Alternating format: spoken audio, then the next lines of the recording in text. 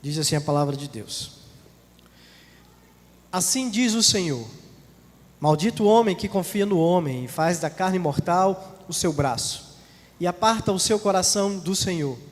Porque será como um arbusto solitário no deserto, e não verá quando vier o bem. Antes, morará nos lugares secos do deserto, na terra salgada e inabitável. Bendito o homem que confia no Senhor, e cuja esperança é o Senhor. Porque ele é como a árvore plantada junto às águas, que se estende as suas raízes para o ribeiro, e não receia quando vem o calor, mas a sua folha fica verde. E no ano da sequidão não se perturba, nem deixa de dar fruto. Enganoso é o coração, mais do que todas as coisas, e desesperadamente corrupto, quem o conhecerá? Senhor Deus, nós queremos te agradecer, ó Pai, por tudo que já foi dito, cantado aqui, Senhor. Tu já ouvistes as nossas canções, as nossas orações, falaste conosco através da leitura da Tua palavra, Senhor, e agora nós queremos te pedir, continua falando aos nossos corações. Prepara a nossa alma, Senhor, aquieta-nos, tira todo o pensamento da segunda-feira, que estejamos de fato de corpo e alma aqui neste lugar para sermos cativos a Ti, ó Pai. Me usa como instrumento em Tuas mãos, apesar de quem eu sou, mas que tudo seja dito, seja para a glória do Teu santo nome, em nome de Jesus, amém. Coloque o seu coração no modo avião. Não precisa explicar o modo avião não, né? Todo mundo tem no seu telefone o modo avião. Espero que vocês tenham colocado inclusive o telefone no modo avião ao entrar na igreja. Quem nunca ouviu falar ou já assistiu filmes ou séries sobre heróis que ficaram famosos e sobre os seus arqui-inimigos? Por exemplo, quando a gente fala de Batman, logo nós lembramos de Coringa. Superman, Lex Luthor. Sherlock Holmes, com certeza o professor Moriarty. Luke Skywalker, Darth Vader. Para os que são um pouquinho mais velhos aqui, Jaspion, Satangos. Jiraiya, Dokusai. Normalmente, quando nós pensamos ou pensamos sobre esses heróis, nós sempre lembramos dos seus inimigos mortais. Inimigos mortais que é impossível dissociar um do outro. O protagonista do antagonista. Assim como esses heróis, eles não existiriam sem os seus vilões, sem os seus inimigos, sem os seus antagonistas. Nós cristãos, não é possível existirmos neste mundo, vivermos aqui sem possuirmos inimigos. Eu sei que é forte a palavra inimigo, mas ela é verdadeira. Embora ela possa nos incomodar, talvez o problema dela nos incomodar é porque estamos pensando no inimigo errado. Eu sei que é possível, por vivermos o evangelho verdadeiro, nós incomodarmos esse mundo caído e naturalmente, meus queridos, sermos odiados e contrairmos inimigos neste mundo para a nossa vida. A própria palavra de Deus, lá em Mateus capítulo 5, verso 10, vai dizer: bem-aventurados os perseguidos por causa da justiça, porque deles é o reino dos céus. Lá no verso 44, o mesmo capítulo diz: eu porém vos digo, amai os vossos inimigos e orai pelos que vos perseguem. O próprio Cristo preveu isso. Se Ele manda a gente orar pelos inimigos, é porque nós possuiremos inimigos, é claro. E quando eu falei sobre inimigos e seus inimigos, talvez você tenha pensado em alguém que você não gosta tanto, que talvez tenha até razão para não gostar tanto assim, justa ou não, ou até mesmo você pensou em alguém que visivelmente deseja o seu mal e não vai muito com a sua cara. É possível que alguns aqui tenham pensado no diabo, e de fato ele é um grande inimigo das nossas almas. Nós não podemos subestimá-lo. Sabemos que ele está derrotado, mas ele não se cansa de nos atanasar todo dia, e será assim até o dia em que morrermos ou Cristo voltar. Também existe a possibilidade de alguém ter pensado no mundo, sim, como esse grande inimigo nosso, como esse grande sistema mundano que vai de encontro aos valores do reino.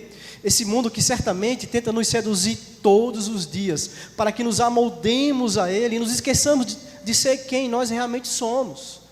e assim afetando a nossa comunhão com Cristo, afetando a nossa santidade. Não sei, mas talvez poucas pessoas aqui, ou quase ninguém, pensou sobre o seu principal inimigo. E sabe quem é o seu principal inimigo nesta vida, meu querido? Você. A Bíblia chama de carne. São os 3 grandes inimigos das nossas almas: o mundo, o diabo e a carne. Mas a carne aqui não tem nada a ver com esse nosso aspecto físico, com isso que eu posso tocar, com isso que é material. Não, a carne significa a natureza pecaminosa que ainda persiste em nós. Nós já somos santos, graças a Deus por isso, mas ainda somos pecadores. Nós, a nossa carne, o pecado que ainda habita em nós, nós somos os nossos principais inimigos. Sabe por quê? Porque nós passamos e vivemos 24 horas conosco. Nós dormimos, nós acordamos. É claro, embora já tenhamos sido libertados da escravidão do pecado, ainda não fomos libertos da possibilidade de pecar. É por causa desta realidade, meus queridos, que nós não podemos deixar sermos seduzidos por uma, eu diria, filosofia da nossa atualidade, chamado a autoajuda. A autoajuda é uma proposta que se torna claramente uma rebelião contra Deus, porque ela diz que a solução para os seus problemas está dentro de você. O remédio para todos os seus problemas, para resolver todos os seus dilemas, você já tem. Você não precisa de ninguém, basta olhar para dentro. Tudo isso é fruto de uma psicologia humanista, onde se coloca todas as esperanças e dias melhores e resolução de problemas em nós mesmos, em você mesmo. Você tem tudo o que precisa para ser feliz. Na dúvida, diante de uma escolha, a melhor opção é sempre ouvir o coração. Quem nunca ouviu uma frase como essa? Ouça o seu coração. Tem uma banda, inclusive gospel, tá? Ela já não existe mais, chamada Nazarenos, e eles têm uma canção chamada Amor. E o interessante é que uma frase dessa canção diz assim: amor, vamos fazer tudo o que o coração nos manda fazer. Será que realmente podemos confiar cegamente no nosso coração? De fato, o nosso coração deve ser o juiz das nossas causas. É Ele quem deve determinar as nossas escolhas. Vamos ver, meus queridos, o que a palavra de Deus tem a nos dizer sobre esse assunto. Jeremias, ele era um profeta, ele foi um profeta enviado por Deus, e ele tem a sua vida pautada nesta aliança que ele tinha com Deus. Ele foi chamado para falar ao seu povo, ao reino do norte, que havia inclusive quebrado a sua aliança com Deus. E o contexto dessa passagem aqui é Jeremias exortando esse povo. E ele passa 40 anos fazendo isso, entregando para esse povo uma palavra vindo da parte de Deus, de advertência, de exortação. Ele prega antes do exílio da Babilônia, que vai 597 a 538 a.C. Esse mesmo povo que havia sido abençoado por Deus, esse mesmo povo que havia presenciado milagres, toda aquela história passando pelo deserto, esse mesmo povo que tinha jurado, feito juras de amor e fidelidade a Deus, sendo sustentado por Ele a todo o tempo, é um povo que nunca tinha sido desamparado por Deus, mas estava desamparando a Deus, estava sendo infiel a Ele. E é nesse contexto justamente de apostasia, de negação da fé, de idolatria, desobediência a Deus, que Jeremias é chamado por Deus para alertar esse povo, para convocar esse povo à fidelidade a Deus novamente. É nesse capítulo que nós vemos de forma clara Jeremias mostrando a realidade do coração do homem. Aqui ele vai trazer um raio-x do coração do homem. Por isso que ele inicia essa perícope que escolhemos, no verso 5, dizendo: maldito é o homem que confia no homem, Faz da carne mortal o seu braço e aparta o seu coração do Senhor. Maldito aquele que confia no ser humano, porque será como um arbusto solitário no deserto, não verá quando vier o bem, antes morará nos lugares secos do deserto, na terra salgada e inabitável. Maldito aquele que confia no homem, no humano. Maldito é aqueles que esperam do homem, de si mesmo, do seu coração, que possa dar-lhe aquilo que somente Deus pode dar. Maldito aquele que confia em si mesmo, que confia na humanidade e não confia no Senhor. Esse texto é muitas vezes interpretado de forma equivocada. Muitas vezes se usa esse texto para justificar, por exemplo, que nós não podemos confiar nas pessoas. O texto não está falando sobre isso, meus queridos. Afinal de contas, como poderíamos viver em comunidade sem confiar uns nos outros? O que seria da relação de pai e mãe, de amigo, de casados, de pai e filhos, sem que houvesse confiança? Então, não é sobre esse tipo de confiança que Jeremias está falando aqui. Porque se não houver confiança, não há relacionamento. Na verdade, todo relacionamento precisa de uma certa confiança. É evidente que a gente tem que ser sensato. Não sair por aí contando os nossos segredos para todo mundo, claro, né? Mas se a gente ler com cuidado esse texto, a gente vai perceber que ele está dizendo que o homem que confia na sua própria força, no seu próprio coração, que confia na sua própria capacidade, na sua humanidade, no seu potencial, o homem que se aparta do Senhor, o homem que acredita que não precisa de Deus, é sobre esse homem que Jeremias está falando. É sobre esse homem que ele está repreendendo, esse homem autossuficiente. E os líderes de Judá estavam propensos a isso. Afinal de contas, o povo estava confiando em outros deuses, estava adorando outros deuses. O próprio povo de Deus estava fazendo aliança com o Egito para evitar a guerra com a Babilônia. Eles estavam procurando fazer os seus conchavos, não estavam confiando em Deus. Eles preferiam se apoiar em seus próprios braços ou nos braços humanos do que depender do próprio Deus. Então, o que Jeremias está falando é que maldito é esse homem que abandona a confiança em Deus, que confia e deposita sua esperança e confiança no homem. Vai ficar mais claro ainda, um pouco mais na frente, que ele está falando sobre si mesmo, ele está falando sobre confiarmos no nosso próprio coração. E ele vai dizer que as consequências para este homem, para essa mulher, são consequências drásticas, de deserto, de solidão, de angústia na alma. Ao contrário, ele vai dizer, bendito. Bendito quem? Bendito o homem que confia no Senhor, cujo a esperança é o Senhor, porque ele é como a árvore plantada junto às águas, que estende as suas raízes para o ribeiro e não receia quando vem o calor, mas a sua folha fica verde e no ano de sequidão não se perturba nem deixa de dar fruto. Diferente do homem que confia no homem, que confia em si mesmo, que deposita a sua esperança na humanidade, aquele que confia no Senhor é diferente. Para aqueles que não reconhecem dependência de Deus, para aqueles há deserto. Para aqueles que confiam em Deus, como diz Mateus 6, 31, 33, não andeis, pois, inquietos, dizendo que comeremos, ou que beberemos, ou como nos vestiremos, mas buscai primeiro o reino de Deus e a sua justiça, e todas estas coisas vos serão acrescentadas. Aqueles que confiam no Senhor, Deus há de lhe dar provisão, Deus não há de abandonar.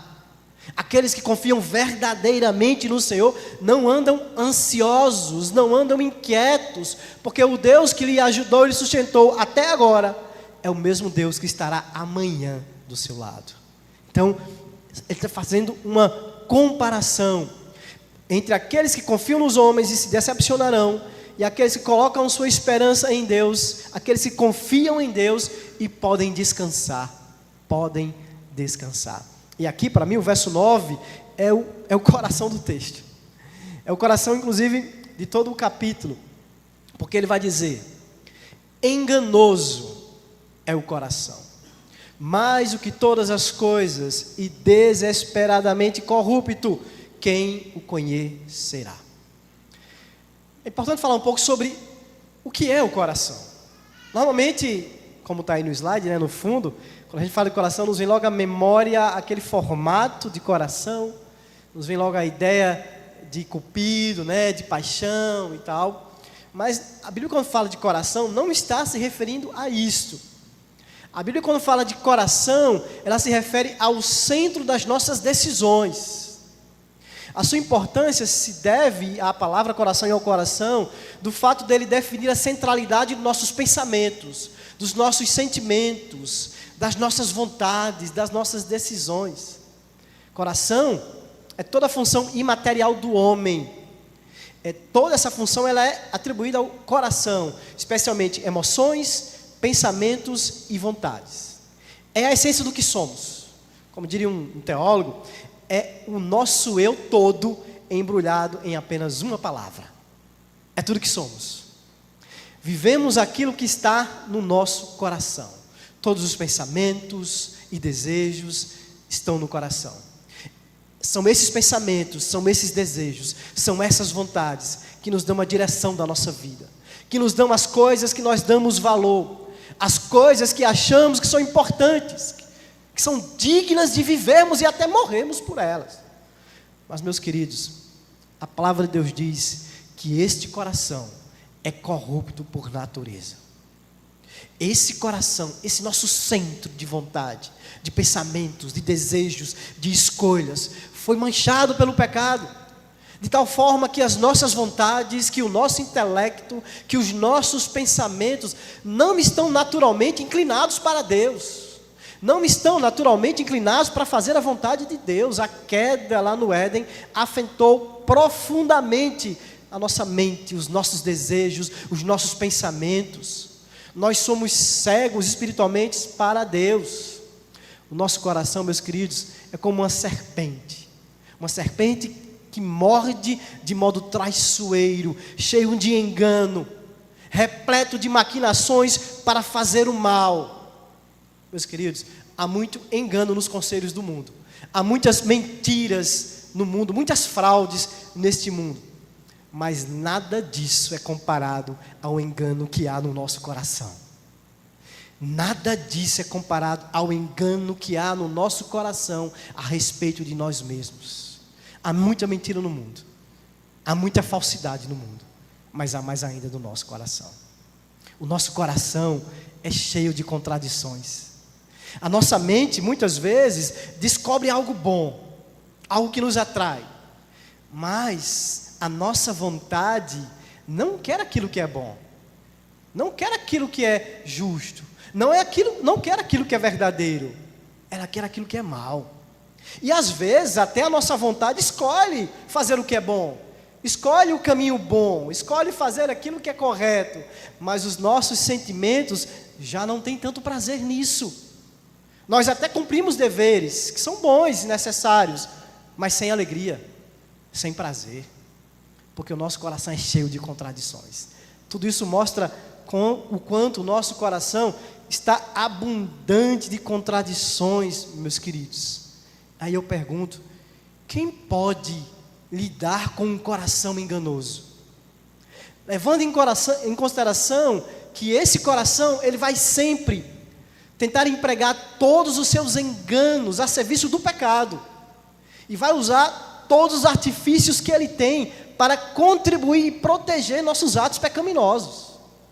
O nosso coração é falso nas coisas que promete, meus queridos, por isso ele não é digno de nossa confiança. Vocês já assistiram algum filme de terror, ou até desenho, né? Quando tem aquelas casas mal assombradas?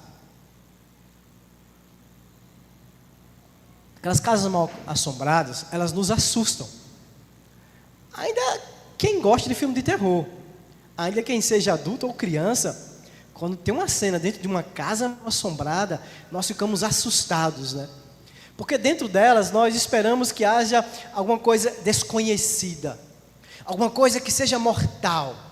Essas casas, elas têm incontáveis guarda-roupas, armários, paredes falsas, sótãos, porões, cantos e sombras, onde monstros ficam de tocaia lambendo os beiços, só esperando a vítima passar. Não é assim? Meus queridos, nós temos uma casa mal assombrada dentro da gente. Você tem uma casa mal assombrada dentro de você. é o seu coração. Este é uma casa mal assombrada, cheio de lugares escuros, cheio de monstros, cheio de lugares que nos dão pavor. E Jeremias está falando não só sobre um coração, ele está falando sobre todo o coração humano, inclusive sobre o seu próprio coração. Ele sabia que se ele confiasse em si mesmo, o seu próprio coração, ele seria amaldiçoado por Deus. Jeremias aqui entra numa espécie de conflito. Alguns comparam esse texto de Jeremias àquele texto de Paulo, lá em Romanos capítulo 7, né? Quando ele diz, de maneira que agora já não sou eu quem faço isto, mas o pecado que habita em mim, porque eu sei que em mim, isto é, na minha carne, não habita bem algum, e com efeito o querer estar em mim, mas não consigo realizar o bem, porque não faço o bem que quero, mas o mal que não quero, esse eu faço. Quão enganoso, meus queridos, quão enganoso é o nosso coração. Até onde vai a extensão do engano do meu coração, do seu coração? E Jeremias diz, esse engano do coração, ele é mais do que todas as coisas. Olha que revelação incrível. O mundo é mau, mas o meu coração é pior. Ele é mau, ele é pior, ele é enganoso mais do que todas as coisas, mais do que tudo neste mundo de mal. Todas as mentiras, todas as traições, todas as maledicências, todas as maldades saem do coração. É o que está lá em Marcos capítulo 7, verso 21, porque do interior do coração dos homens saem os maus pensamentos, os adultérios, as fornicações, os homicídios, os furtos, a avareza, as maldades, o engano, a dissolução, a inveja, a blasfêmia, a soberba e a loucura. Quem é o maior mentiroso que você conhece? Não é a sua vizinha, não. Não é aquele seu parente, não. É o seu coração. Ele é o seu maior enganador. Ele é mais enganador do que todas as coisas. E Jeremias diz muito mais do que isso. Ele é desesperadamente corrupto. Essa palavra, desesperadamente corrupto, ela é uma única palavra no original, tá? E ela sempre aparece num contexto médico, aparece no contexto de doenças, mas de doenças que não podem ser tratadas. Olha o engano do coração humano, ele não pode ser tratado, ele não pode ser curado. Interessante que a nova tradução da linguagem de hoje, nesse mesmo texto, ela vai dizer que o nosso coração está doente demais para ser curado. Ela traduz bem essa palavra, essa ideia do que está aí, desesperadamente corrupto. Doente demais para ser curado. Há uma doença no meu coração, há uma doença no seu coração, que não tem ciência neste mundo, que não tem vacina neste mundo, que não tem remédio neste mundo, nenhum experimento humano, nem sabedoria humana é capaz de curar. O John Owen vai dizer que aquele que confia em seu próprio coração é um tolo, porque quem que fosse sábio iria confiar em alguém que ele sabe ser desesperadamente mau. Como? Nós confiaríamos se não fôssemos tolos para isso. E aí, Jeremias continua. Ele vai dizer, quem poderá conhecê-lo? Quem poderá conhecê-lo? A ideia é que o nosso coração é insondável por nós mesmos. Nenhum de nós é capaz de saber o que há no nosso coração. Tudo bem, você pode dizer, realmente, pastor, eu não consigo descobrir, entender, compreender ou conhecer aquilo que está no coração da pessoa que está do meu lado. É verdade, você não tem a menor condição de conhecer assim. Mas Jeremias está dizendo que você também não pode conhecer o seu próprio coração, porque ele é falso, ele é enganoso. Como nós poderíamos conhecer alguém que nós sabemos que era enganoso, que é falso, que é desesperadamente corrupto, que é um doente incurável por isso? Como você vai conhecer alguém que lhe engana o tempo todo? Como? A pessoa que meu coração mais engana sou eu mesmo, o tempo todo, todo dia. Ele me faz pensar, meus queridos, que as minhas intenções são boas quando elas não são. Ele me leva a defender e me agarrar à minha justiça e me agarrar aos meus direitos e me convence de que eu estou certo porque a minha pauta é perfeitamente justa, quando ela não é. E enquanto o meu coração está me enganando e eu acreditando nele, ele fica assim, ó, com esse sorriso do coringa. Estou conseguindo fazer isso. Será que existe alguém que tem a medida perfeita do seu próprio coração, da sua própria escuridão? Ninguém tem. Jeremias diz, incompreensível. Quem pode entendê-lo? Quem pode conhecê-lo? O Senhor diz, maldito aquele que confia no ser humano, lá no verso 5, que faz a carne mortal o seu braço e cujo coração se desvia do Senhor. Este verso é sobre mim, não é sobre o outro, é sobre mim. O cineasta Woody Allen, tem dezenas de filmes dirigidos por ele. Ele viveu uma vida marcada por sucessivos divórcios. E no seu terceiro casamento, em 1997, ele, casado com Mia Farrow, ele vem a público dizer que estava se separando da Mia Farrow para ficar com a sua filha adotiva, Sun Fi, que era uma filha que ela já trouxe para o casamento, era uma filha adotiva dela. E aí, depois de um tempo, a Mia Farrow vem a público dizer que, além dele ter feito o que fez com a filha dela, né, ele já tinha molestado a sua outra filha. Inclusive tem um documentário sobre isso chamado Allen vs Farrow, de 2021, e essa filha contando o que ele fez com ela, tá, quando era criança. Sabe como é que o Woody Allen justificou o que ele fez? Ele escreveu uma autobiografia e ele disse simplesmente isso. É porque o coração quer o que o coração quer. O coração quer o que o coração quer. Parece simples a justificativa, mas é a pior das justificativas. É a maior declaração de maldade de uma pessoa. Fazer aquilo que o seu coração está mandando. Deus diz, não confie no seu coração. Deixe ele no modo avião. Se desconecte dele, não dê ouvidos a ele.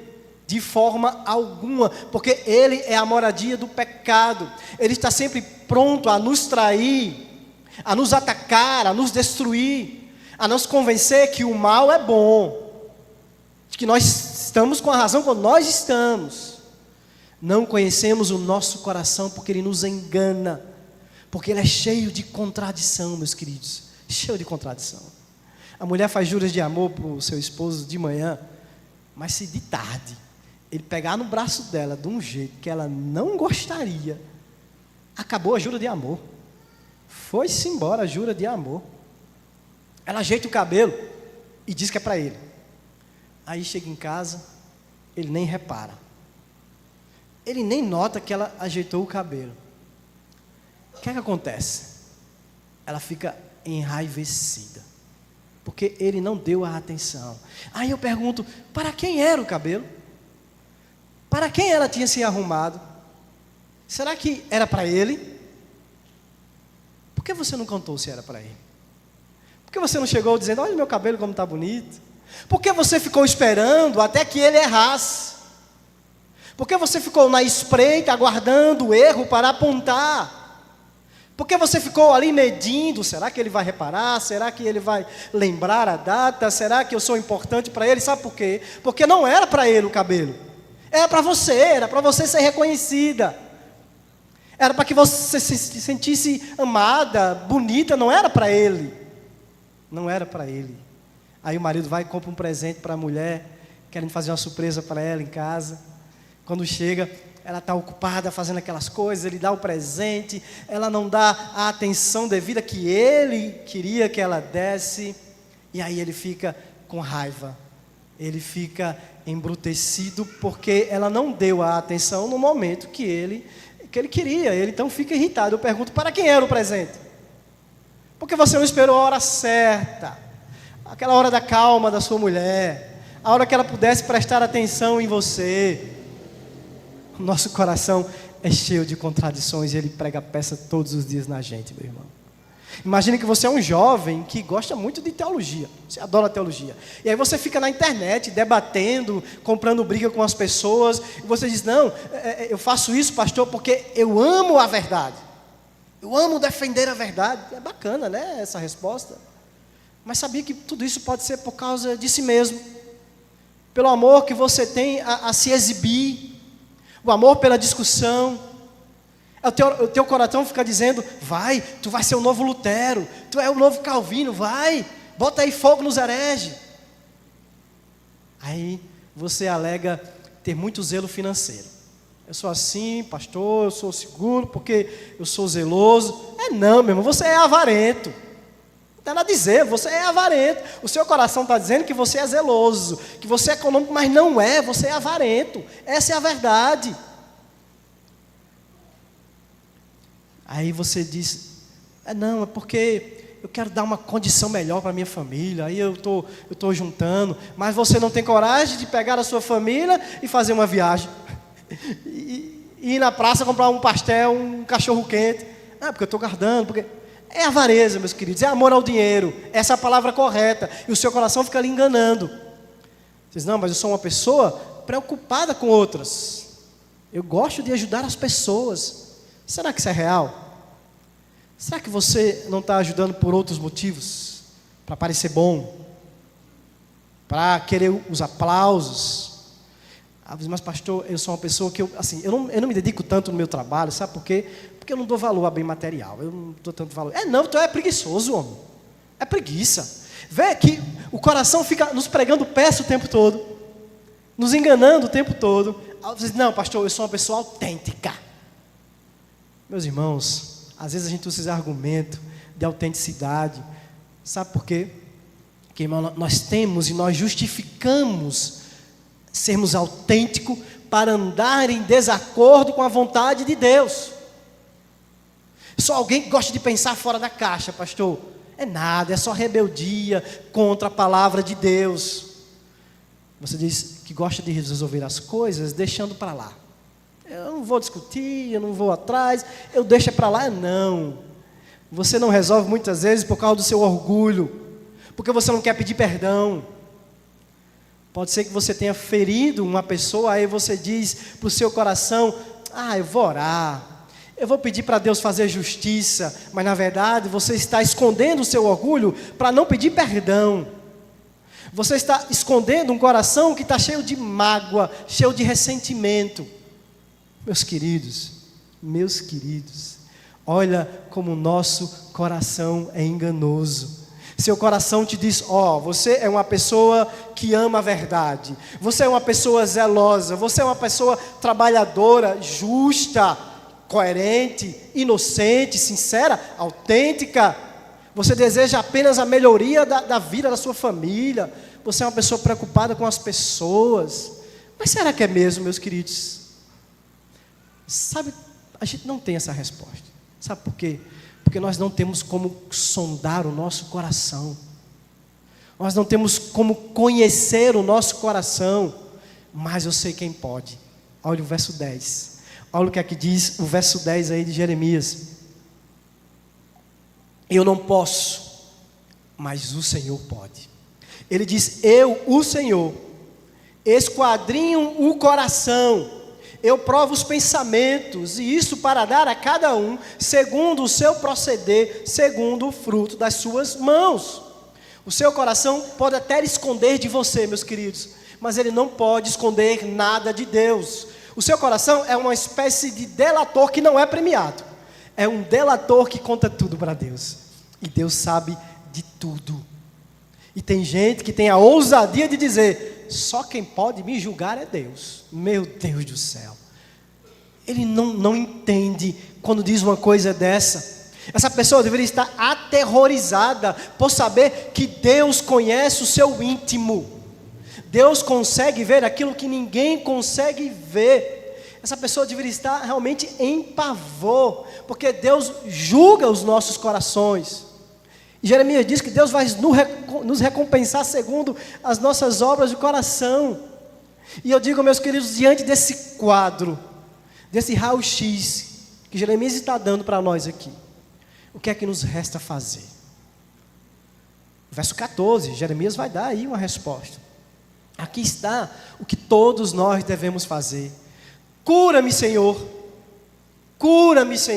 e serei curado. Salva-me e serei salvo, porque Tu és o meu louvor. Charles Spurgeon vai dizer que é mais fácil ensinar um leão a ser vegetariano do que converter um coração sem a obra regeneradora do Espírito Santo. Por isso que Jeremias diz: clame, somente o Senhor pode lhe curar dessa doença incurável. Somente Ele pode restaurar o seu coração. Somente Jesus Cristo pode curar o incurável. Somente Jesus Cristo pode salvar o insalvável, porque somente Ele conhece e somente Ele tem o remédio certo para isso. Somente Ele pode nos salvar de quem nós somos. Quantas vezes eu ouvi conselhos errados no meu coração? Uma vez, vou fazer uma confissão para os irmãos aqui. Uma vez eu estava, em 2005 eu acho, estava iniciando meu trabalho como guia de turismo. E eu peguei um serviço de um pai e um filho que eram alemães, estavam visitando a Paraíba, queriam conhecer a Pedra da Boca. Eu os levei lá. E eu, querendo fazer as coisas recém-formado, aquela coisa toda, quer fazer tudo correto, E aí um grande amigo meu, um amigo mesmo, aqueles amigos que a gente conta na mão, como a gente gosta muito da Pedra da Boca, assim, acho que uns 30 anos que eu frequento aquele lugar, e ele, Sérgio, eu vou contigo porque eu vou aproveitar e fazer uma escalada lá, pegar carona. Beleza, vamos, agora saiba uma coisa, eu tenho hora para voltar, porque eu estou com um cliente, afinal de contas eu não vou vacilar com o meu cliente. Tá bom, vamos lá. Chegou lá, a gente se dividiu, porque ele foi fazer escalada, eu fui fazer uma trilha lá com o pessoal, e na hora marcada eu voltei para o ponto de encontro e ele não estava. Aí o meu coração me disse: rapaz, tu tem que cumprir o horário com o cliente, cara. Afinal de contas, tu está começando agora, olha a tua reputação. Olha, se tu atrasar no horário que tu falou pro cara, que vocês iam embora, que ele precisa ir. Mas, ao mesmo tempo, eu sabia que se eu deixasse meu amigo ali, ele não teria como voltar para casa no mesmo dia. Foi o que eu fiz. Ouvi o meu coração. Quando, na verdade, eu não fui um bom profissional. Eu não fiz isso porque eu fui um bom profissional. Eu fiz isso porque eu fui um grande covarde. Um grande covarde. Esse é o nosso coração. Ele é um mau conselheiro. Temos que ter cuidado, não ouçamos o nosso coração. Coloquemos o nosso coração no modo avião. Nós ficamos preocupados demais com Satanás e ele pode sim fazer mal para nós. Mas nós temos uma serpente no nosso coração, que está o tempo todo, irmãos, querendo nos morder. Uma serpente traiçoeira dentro de nós, pronta a nos picar. E tem solução, meus queridos. Tem solução. Ministério de Música, suba. Tem solução. Entregue o seu coração a Jesus Cristo. Jesus Cristo pode lhe curar, mas não somente se entregue a Ele e deixe Ele ser o seu Senhor, para que o Santo Espírito extraia o pior de você. A palavra de Deus é um espelho, meus queridos, que vai nos revelar quem nós somos. E quem nós somos não é tão bonito. Ela mostra de fato a feiura que nós somos. E quando ela nos mostra quem somos, só há uma solução: é se jogar nos pés de Cristo, que tem um coração manso e humilde. Não há uma outra solução para curar o nosso coração. E quando nós nos entregamos a Cristo, o seu Espírito nos regenera. Nós nascemos de novo. Você vai saber se você está confiando mesmo no Senhor e não nos homens, e não em si mesmo, quando você irá aprender a descansar na palavra de Deus. Lá em Salmos 119, verso 11, Davi vai dizer: guardo a tua palavra no meu coração, para não pecar contra ti. Só tire, meus queridos, o seu coração do modo avião, se for para ouvir a palavra de Deus que está guardada nele. Se o seu coração estiver com a palavra de Deus nele, é a hora de ouvi-lo. Não descanse da tarefa de você mortificar o pecado que há no seu coração. Se alimente da palavra de Deus para si, contra si mesmo. Mantenha essa vigilância constante, meus queridos, porque ainda que nós tenhamos sido libertos da escravidão do pecado, essa serpentinha ainda está em nós. Entregue tudo àquele que sonda o seu coração. Deixe que ele desfaça os enganos do seu coração. O seu coração é um inimigo poderoso, mas o nosso Deus é maior. A sua palavra é maior.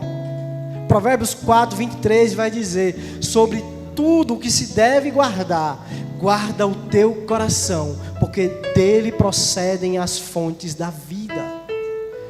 Nós guardamos o nosso coração quando o preenchemos com a palavra de Deus. Confiemos não no nosso coração. E quando o nosso coração falar, comparemos sempre aquilo que ele está falando com a palavra de Deus que está lá. Confrontemos sempre o nosso coração, as nossas vontades, os nossos desejos, os nossos pensamentos com a palavra de Deus, porque ela sim é a regra, ela sim é a lei, ela sim é a justa juíza. Não confie em si mesmo, não confie em si mesmo. Confie sempre. Se os desejos do seu coração estão em acordo com a palavra de Deus. Você não saberá se você não conhecer a palavra de Deus. Você não saberá se você não estiver encharcado da palavra de Deus no seu coração. E quando a serpente, como fez com Adão e Eva, tentar deturpar as palavras de Deus para te convencer, você diz: epa, eu conheço a palavra de Deus. Não foi isso que ele disse. Não foi isso que ele disse. Escolha confiar em Deus, na palavra de Deus, e não no seu coração. Porque se confiarmos no nosso coração, meus queridos, nós vamos fazer muita coisa errada. É confiando no coração que o Woody Allen separou da esposa, traiu com sua afilhada.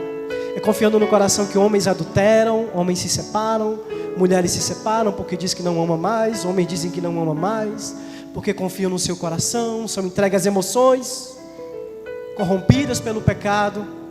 É confiando no coração que homens e mulheres agora dizem que não nasceram homem, nasceram gato, nasceram cachorro, nasceram...